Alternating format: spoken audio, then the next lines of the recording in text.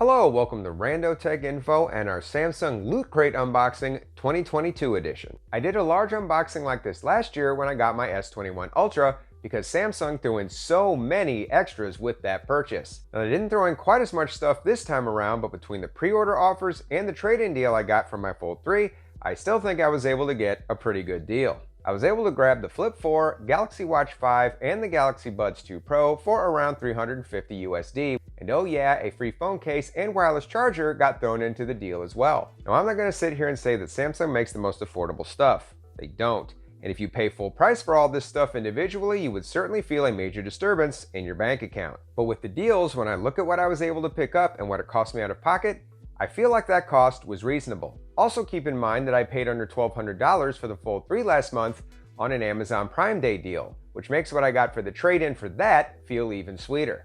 All right, enough talk.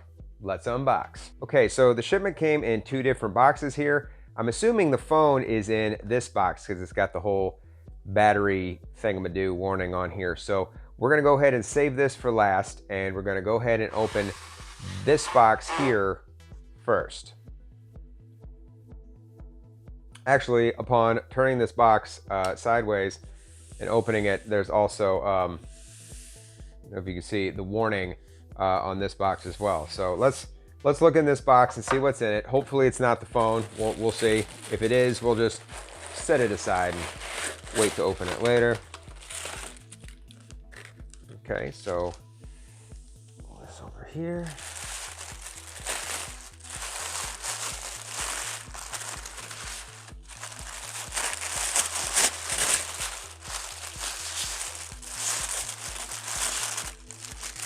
Oh geez. Okay, so this is, well, no, it's not everything. It's not the watch. So we can see in here, we got the phone, we got the buds, and we got the case. So I'm assuming, I'm hoping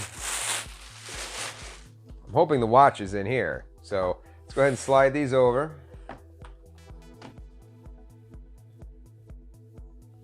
So let's go ahead, actually, you know what? I'm gonna go ahead and start with the buds. So let's put them over here.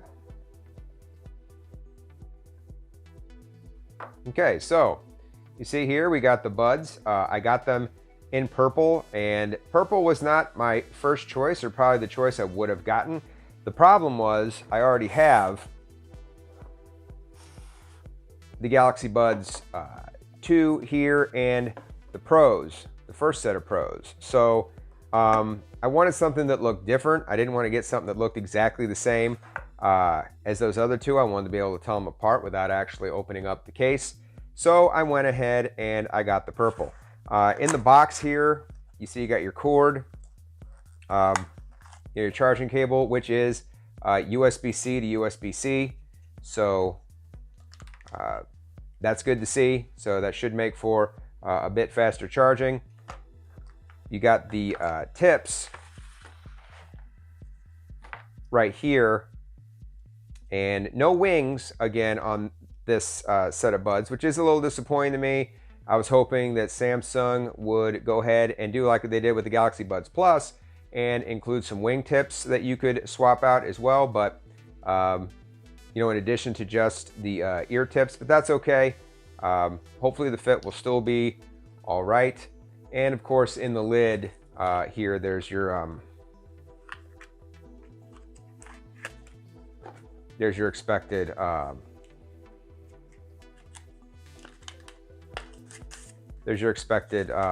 documentation. So, okay, so let's have a look and see the design here on these. So, yes, these have a very similar appearance to the Buds 2. I think more so than the Buds Pro. The cases are basically identical. In fact, I think if you go on Amazon and look at the cases, they are the same case. Like if you look at cases for these buds, they tell you they work on all of them. So the dimensions and everything are almost identical. They're very similar. As far as the buds themselves go, you can see they much more closely resemble the Buds 2, then they resemble the Buds Pro. Well, at least they did from the side. If you look at where the tips are and stuff, see they have this little wing here, like the Pros, unlike the Buds 2, which don't have the wing.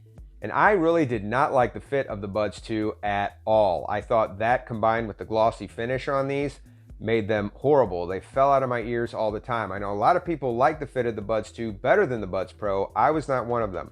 So I'm hoping that since the Buds 2 Pro have this little tip here, kind of like the Pros do, that they will stay in my ears better. Let's put one in. You kind of need to twist them backwards to get them to seat properly in your ear. Well, they feel really nice. Let me put in the other one here. Oh, wow. Yeah, I like that. And I can tell they're a good seal too. Like my voice sounds very, very muffled right now. So yeah, good. I said, obviously I'll need to put some sound through them to know for sure, but just trying them out real quick here.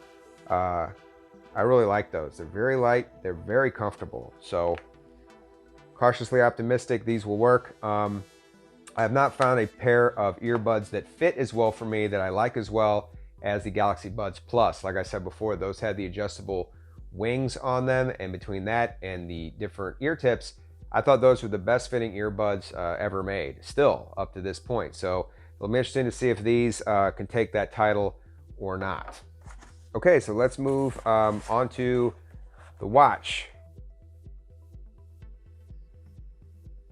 So right here you've got your charge cable, and charge cable is kind of stuck. There we go.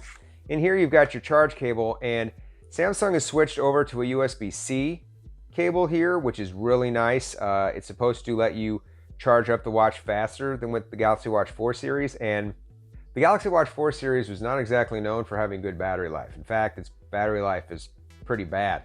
So at least if the battery life isn't great, you should be able to get a faster charge here with the USB-C cable. However, the battery life is supposed to be a lot better on this watch because of a bigger battery. It's the same processor as before, but it's running a bigger battery. So hopefully that will help. Let's see here. Now, just so you know, I hated the strap that came with the Watch 4 Classic, which I'm actually wearing right here. As you can see, I'm recording with my S22 Ultra, and it's you see a preview of what I'm recording on here, so I can start and stop the phone that's doing the top-down shot. It's actually pretty swift. But here, you can also see I'm wearing a customized watch band here. Not customized, but I ordered a separate watch band from Archer to wear with this that I like much better. I do not like these thick, hunky rubber watch bands that come with this watch. They're very uncomfortable, and if you saw my review of the Watch 4 Classic, you saw that like it leaves huge gaps like here because it can't conform to your wrist, like they bow out. So I really don't care for the way that looks. As you can see, like with this watch strap, it comes straight down and it conforms real nice to my wrist. This won't do that. I'm gonna put these on, but I can tell you right now, just by looking at them, this won't fit very well around my wrist once these are applied. So yeah, so you can see I got the, I went ahead and turned the watch on, and you can see I've got it sitting here on my wrist. But if you look at this thing, like if you look at you can see the gaps because the band just does not fit around my wrist. Now, some people don't seem to mind this. Like I watched Mike O'Brien review the Pro version of this watch, and he had huge gaps like going around his wrist. His wrists are about the same size as mine. He didn't seem to mind. Maybe you won't either. I just do not like the watch straps that come on this watch. I did go ahead and go with the Watch 5, not the Pro. The Pro just seemed too big and too bulky for me. I like watches that sit a little bit flatter on my wrist. So I went ahead and went with the regular Watch 5, and I can tell you right now, this thing is very, very light. Not like a chintzy, flimsy, low quality kind of light, but like a very comfortable light. Like when I just had it on my wrist and even now holding it in my hand, this is going to be a great exercise watch. It's going to be very, very comfortable, I feel like, once I get a good strap on it. So I'm very excited about that. This watch is running the same processor as the Galaxy Watch 4 series. And you can see, if I put them next to each other, even though this is the regular 5, the screen size is about the same. Like I said, this is a bit lighter because it doesn't have the physical rotating bezel. None of the watches in the Watch 5 lineup, the Pro or the regular Watch 5, have a rotating bezel this time. They got rid of that amidst some controversy. A lot of people are really upset about that, but Samsung is still selling the Watch 4 Classic. So I don't think it's the end of the world. So like I said before, it's running the same processor as the Watch 4 series. The two big upgrades here are the bigger battery, which should give it better battery life, and the screen. It has a sapphire screen on it, so it should be much more resistant to scratches and chips and whatnot, which is fantastic. And I really like that because with the lack of rotating bezel, with the lack of any bezel at all on this watch, this will be more prone to take damage. So the fact that it's got the tougher glass on it is really, really cool. Okay, let's go ahead and move on to the phone. Oh, I gotta tell you, I got the blue because I wanted something different and I didn't want to have to wait for a bespoke edition to come out. So blue, I like blue. Blue's not my most favorite color. If you're a fan of the channel, you know I'm a red guy, or I usually get black or white, something understated. But I gotta tell you, that blue right there is really pretty. I like that a lot. Let's see, over here in the lid, I think, just to be thorough with the unboxing experience, I think like before, we're just gonna get, just gonna get a cord, a USB-C to USB-C cable. I believe this phone can do 25 watt charging, which is by no means great by modern smartphone standards, but it's better than what they've been putting in their foldables before this year. You got your little pokey pin and your quick start guide, and over here, just the phone. So let's go ahead and unwrap this sucker. This is, by the way, my second folding phone. I got the Fold 3, as I mentioned before, on an Amazon Prime Day deal. I'm trading it in to get this bad boy. I haven't mailed it in yet, so I can do a little side-by-side right now. But yeah, that is a pretty phone. If you're looking for a phone as like a fashion accessory or something, or just a flex piece of tech, you're gonna have a hard time beating this. The Fold 3 was also a great piece of flex tech, but it's just not pretty. Like, it's just a very bulky, cumbersome device.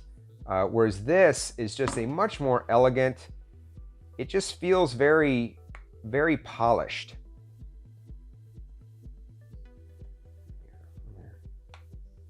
Yeah, that's really nice. Like this phone still almost feels like it's a beta test phone. Like I said, very cool, very functional. I think for people who like multitasking, the people who love this phone, I totally get it.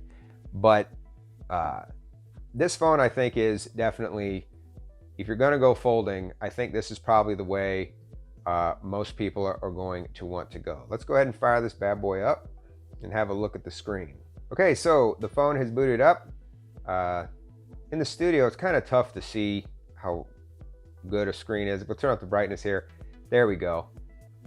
Wow, that's a nice screen. It'll be interesting to see when I take it outside how bright it gets. I think it's supposed to get up to 900 nits, which is a lot lower than the 1750 my S22 Ultra is supposed to get, but that's still pretty bright. I feel like, once again, in the studio here, it's a little bit tough to tell just how bright this is, but I feel like it's gonna be good. As I mentioned before, this is my second folding phone this year. For me, I'm kind of making this the year of the folding phones for me to try them out. I did really like the Fold 3, but I did not like it well enough to have it replace my S22 Ultra. The cameras were just not reliable enough on this phone. They weren't terrible, but they just weren't great. The cameras on my S22 Ultra are actually fantastic. Like I said, that's what's doing the top-down filming of this footage right now. And the battery life on this phone wasn't great, and there was no S Pen functionality. So I don't know that this phone right here is going to replace my S22 Ultra either. I mean, the cameras on it, I don't think are going to be a whole lot better than on the Fold there, if better at all, especially since there's no telephoto camera on this one at all. I do think the battery life will probably be better. This has a bigger battery than the Flip 3 did last year, and it's running the new Snapdragon 8 Plus Gen 1 processor, which is supposed to give pretty good battery life to the other phones that are already using it. So I'm cautiously optimistic the battery life will be better, but obviously there's no S Pen functionality with this either. So the odds of this replacing my S22 Ultra are slim, but I do think it will be a fun little experiment. There are some things that this phone can do that a typical slab phone can't. So like when watching content, you can prop it up like this. It's got its own little built-in kickstand, which is kind of cool, although it does make the content, obviously, that you're watching on this screen very small. I've seen some people like filming like this, like in some of the Samsung previews, kind of like camcorder style. For those of you who are even old enough to know what the heck a camcorder is. I don't know how useful that is, but there are certain apps that have this flex mode on it. So when you do have the phone bent this way, it does give it some additional functionality. I'll be sure to test some of that in my full review.